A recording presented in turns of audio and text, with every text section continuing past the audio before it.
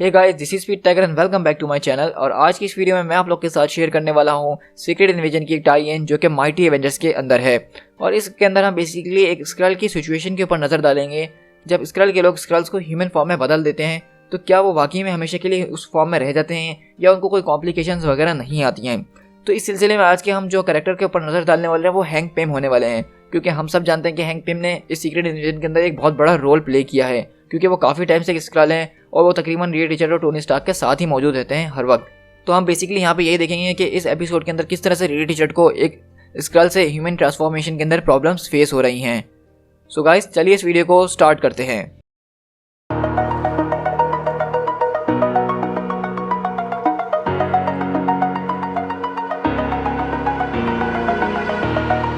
Over the edge, feel like I'm floating through the air. The pain I felt is paid for, all is said and done. Oh, I am restricted, fixed upon the web. I need to kick the habit that my mind is breathing in. Break out, I've got to see. My life holding all of it closely. I played it innocent, a feel of discontent. I'm finally facing it all, fearless.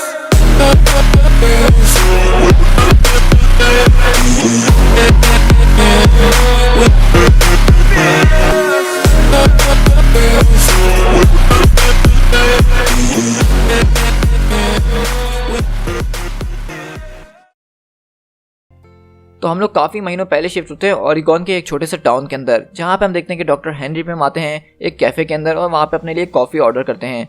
और वहाँ पे वो थोड़ी बहुत जो है उस cafe वाले आदमी से बातचीत वगैरह कर रहे होते हैं। और वो कैफ़े वाला आदमी बोल रहा था कि मुझे लग रहा है कि मैंने आपको कहीं पर देखा है, लेकिन मुझे याद नहीं आ पा रहा। तो बोलता है हेनरी पिम कि हाँ बिल्कुल तुमने देखा होगा, क्योंकि मैंने कई बार इस प्लेनेट को बचाया है। और यहाँ पे हेनरी पिम बेसिकली उसकी कॉफ़ी की बहुत ज़्यादा तारीफ़ कर रहे होते हैं और बोलते हैं कि मैंने इसको अपनी टॉप 10 लिस्ट के अंदर रखा हुआ है जो चीज़ें इस प्लेनेट के अंदर सबसे ज़बरदस्त हैं। तो वो थोड़ी शक की निगाहों से पूछता है कि प्लेनेट से आपका क्या मतलब है।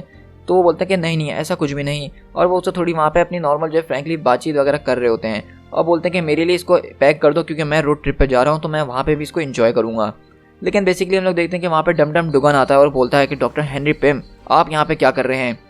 तो वो कॉफ़ी वाला आदमी बोलता है कि ओ मैन, तुम येलो जैकेट हो यानी कि हैंक पिम, मैं तुम्हें जानता हूँ, मैं तभी कहूँ कि तुम एवेंजर्स में से देखे लग रहे थे। तो हेनरी पिम बोलता है क्या आप हमें प्लीज़ कुछ सेकंड के लिए अकेला छोड़ देंगे, हम लोग अकेले बात करना चाहते हैं। तो वो बोलता है कि हाँ बिल्कुल, आप बिल्कुल यहाँ पे आराम से बैठ के बात कीजिए, मैं अपना अंदर का के काम कर लेता हूँ। तो डम डम डुगन पूछता है कि क्या हुआ, क्या प्रॉब्लम आ गई है। तो बोलता है कि मैं उससे जो है बातचीत नहीं कर पा रहा था, इसीलिए मैंने तुम्हें यहाँ पे बुलाया। तो वो पूछता है कि किससे बात नहीं कर पा रहे थे। तो बोलता है कि किससे क्या मतलब क्वीन यानी कि जेसिका से मैं बात करने की कोशिश कर रहा था। अब मुझे नहीं पता कि तुम लोग आजकल उसको क्या बुला रहे हो, लेकिन मुझे उससे बात करनी है। तो डम डम डुगन बोलता है देखें, अब आपको ये बात समझनी चाहिए कि वो काफ़ी ज़्यादा बिजी रहती हैं, क्योंकि अब वो एक अवेंजर भी हैं, वो शील्ड के अंदर भी हैं और आप तो जानते ही हैं बाकी चीज़ें भी। तो हेनरी पिम बोलते हैं कि देखो मुझे उससे बात करनी ही होगी। तो डम डम डुगन बोलता है देखो, जब से सिविल वॉर का इवेंट हुआ है तब से हर कोई इधर से उधर बिखरा हुआ है और हम किसी से भी इस तरह आराम से जाके नहीं मिल सकते हैं। और आपके लिए यही बेहतर होगा कि आप उसको उसके हाल पे छोड़ दें, अभी हम उससे बातचीत नहीं कर सकते हैं। तो हेनरी पिम बोलते हैं कि देखो ये सब हम जो कर रहे हैं ये कभी भी हम इसमें सक्सेसफुल नहीं होने वाले, ये कभी भी काम नहीं करने वाला। तो वो पूछता है कि आपका क्या मतलब है, आप ज़रा खुल के बात कीजिए। तो बोलता है कि हम ये सब जो कुछ भी कर रहे हैं सड़क के ऊपर, हमें यहाँ से रिट्रीट करना पड़ेगा। तो बोलता है कि आप किस पार्ट की बात कर रहे हैं, क्या आप अपनी बात कर रहे हैं या सबकी बात कर रहे हैं। तो बोलते हैं हैंक पिम कि मैं सबकी बात कर रहा हूँ कि हम लोग यहाँ पे जो कुछ भी प्लान कर रहे हैं ये काम नहीं करने वाला। तो डम डम डुगन बोलते हैं क्या आप कहीं बहुत जल्दी किसी एक फैसले पे तो नहीं पहुँच गए हैं। तो हैंक पिम बोलता है कि नहीं बिल्कुल भी नहीं, मैं इस वक्त जिस टाइम पे मौजूद हूँ इसको इसी टाइम पे हमें रोक देना चाहिए, वरना हमारे लिए आगे जाके बहुत मसले खड़े हो सकते हैं।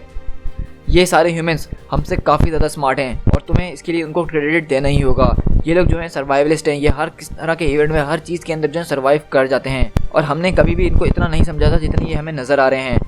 और मुझे पता है, मैं यकीन से कह सकता हूँ कि हम अगर उनके ऊपर अटैक भी कर दें और ये जो सब कुछ हम कर रहे हैं उसके बावजूद भी ये ह्यूमंस एक बार दोबारा उठ खड़े होंगे और हमारा वजूद मिटा देंगे। इसीलिए मैं कह रहा हूँ कि हमें यहाँ से रिट्रीट कर देना चाहिए।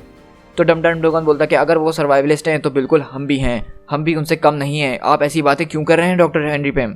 तो बोलता है कि देखो तुम मेरी बात नहीं समझ रहे हो जो मैं तुमसे कहना चाह रहा हूँ, इसीलिए मैं तुमसे कह रहा था कि मेरी बात क्वीन से करवाओ। तो बोलता है कि देखिए डॉक्टर पेम, मैं समझ सकता हूँ कि इस वक्त आप जिसकी बॉडी के अंदर मौजूद हैं उसका दिमाग एक बहुत ज़्यादा तेज़ दिमाग है ह्यूमंस के बीच में। मेरा मतलब ये है कि हैंक पिम का दिमाग तुम्हारी स्क्रल वाले दिमाग से काफ़ी ज़्यादा तेज़ है और उस आदमी की कुछ हीरोइक मेमोरीज भी जो है वो तुम्हारे दिमाग में आ रही हैं। तो हेनरी पिम बोलता है कि ऐसी कोई बात नहीं है, मैं बिल्कुल अपने होश में हूँ, मुझे बस उस क्वीन से बात करनी है, मुझे उसको कुछ समझाना है। तो डम डुगन बोलता है कि और सिर्फ यही नहीं, तुम तो बल्कि उस आदमी की बॉडी अपने साथ शेयर कर रहे हो जो कि ये समझता है कि वो सारे ह्यूमन से सबसे ज़्यादा स्मार्ट है, जबकि ऐसा कुछ है नहीं।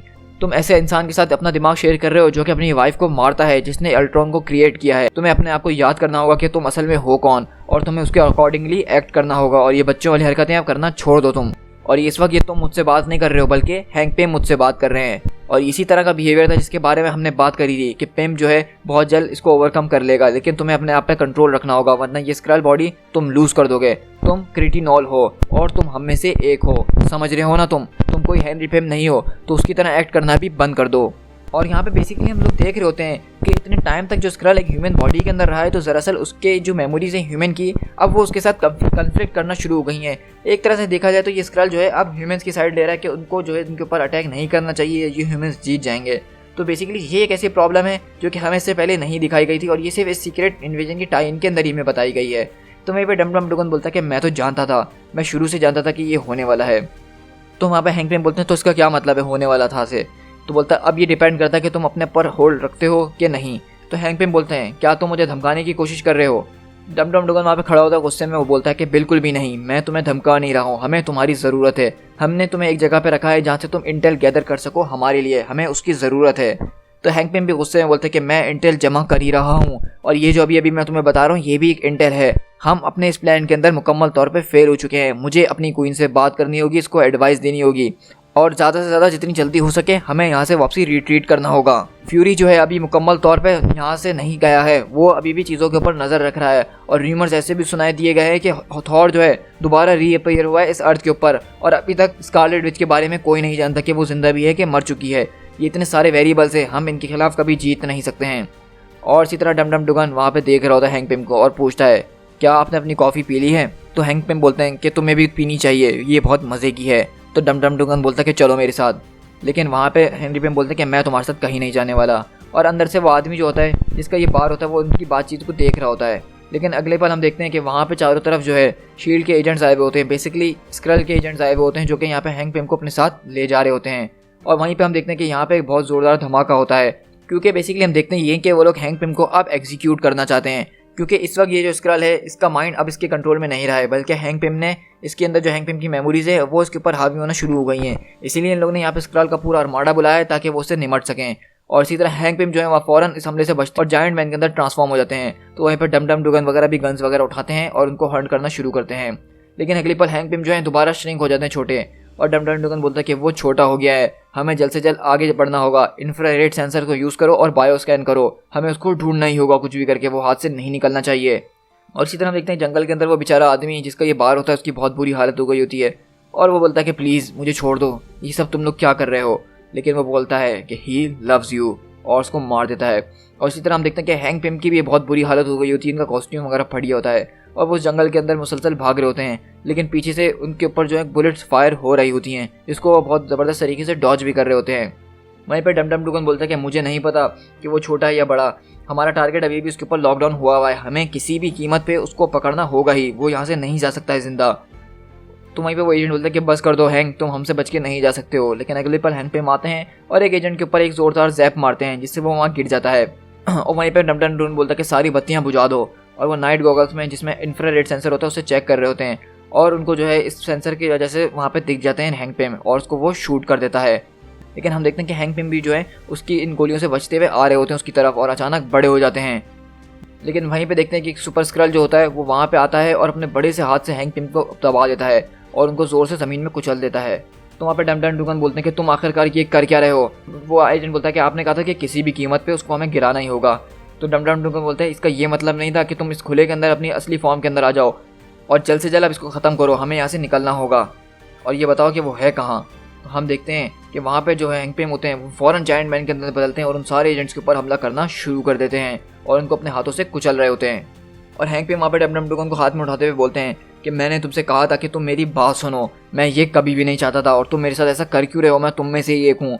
और वो ज़ोरदार जो है डम डम डुगन को उठा के वहाँ पेड़ के पास फेंकते हैं, जिससे उनकी बहुत बुरी हालत हो जाती है। लेकिन वहीं से अगले पल हम देखते हैं कि जो सुपर स्क्रल्स होते हैं वो जायंट मैन के ऊपर बहुत ज़बरदस्त तरीके से अटैक कर रहे होते हैं।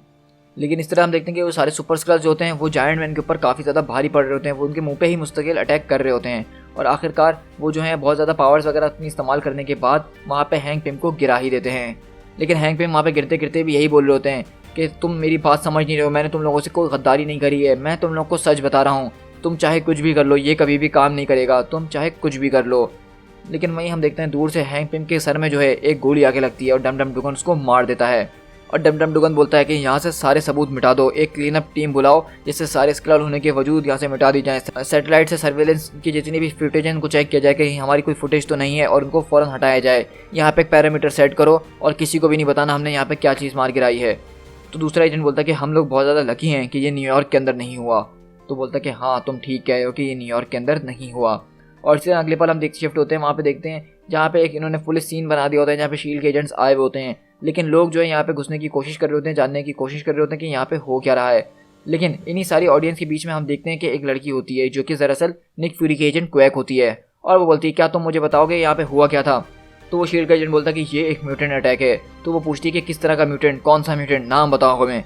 तो बोलता है कि यहाँ से पीछे हट जाओ, मैंने कहा ना यहाँ पे बहुत ज़्यादा रेडिएशन फैली है, तुम लोग को यहाँ पे नहीं होना चाहिए। तो क्वैक बोलती है कि मुझे तो इनकी बातें बिल्कुल झूठ लग रही हैं। और वहाँ पे लोग सवाल करना शुरू करते हैं कि यहाँ पे जो कैफ़े वाला आदमी होता था ब्रूनो, आखिरकार वो है कहाँ। लेकिन वहाँ पे हम देखते हैं क्वैक जो है डम डम डुगन की तस्वीरें भी खींच लेती है। और इसी तरह हम लोग शिफ्ट होते हैं कहीं और, जहाँ पे हम देखते हैं कि वो लोग किसी और को अब जो है हैंक पिम बना रहे होते हैं और वो भी जो है उसी सेम प्रोसेस से गुजर रहा होता है जिस तरह वो पहले वाला गुजरा था। और वहाँ पे क्वीन बोलती है देखो तुम्हारा टास्क अब काफ़ी ज़्यादा मुश्किल हो गया क्योंकि तुम पहले हैंक पिम नहीं हो जिसको हमने बनाया है। अब तुम्हें जो है उसकी मेमोरीज़ और हैंक पिम की मेमोरीज़ और अपनी मेमोरीज़ सबको एक साथ संभालना होगा, लेकिन हमें तुम्हारी सबसे ज़्यादा ज़रूरत है, क्या तुम ये कर सकते हो। तो हैंक पिम बोलते हैं जो अब नए स्क्रल है कि हाँ मेरी क्वीन मैं बिल्कुल ये कर सकता हूँ। और इसी तरह बेसिकली हम लोग कैंप हमूद के अंदर शिफ्ट होते हैं। ये सीन हम पहले माइटी रेंजर्स के कुछ पहले के एपिसोड में देख चुके हैं। जब अल्ट्रॉन सिटी के ऊपर अटैक करता है तो वो टाइगरा के साथ यहाँ पे बैठ के रोमांस कर रहे होते हैं, लेकिन अचानक इसी के बीच में शील्ड के एजेंट आते हैं और बोलते हैं कि डॉक्टर हेनरी पिम हमें आपकी ज़रूरत है, आपकी एक्स वाइफ आपसे मिलना चाहती हैं। तो बेसिकली तब से ही हम देख रहे हैं कि ये हैंक पिम वही हैं जो कि अभी हम सीक्रेट इन्वेजन के अंदर देख रहे हैं। To be continued.